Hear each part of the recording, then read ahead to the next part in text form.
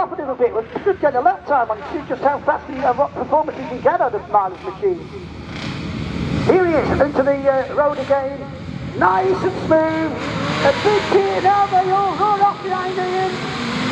And again a huge wheelie. Here comes a nice Yamaha 350.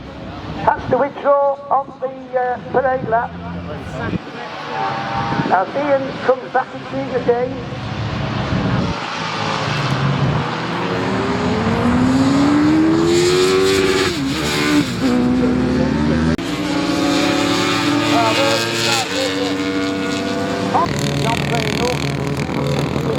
So Honda, once the track comes to the long distance in Nottinghamshire.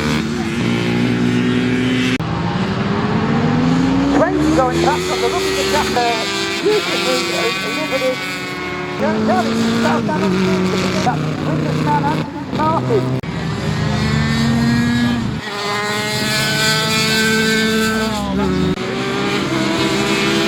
Steady Cooper.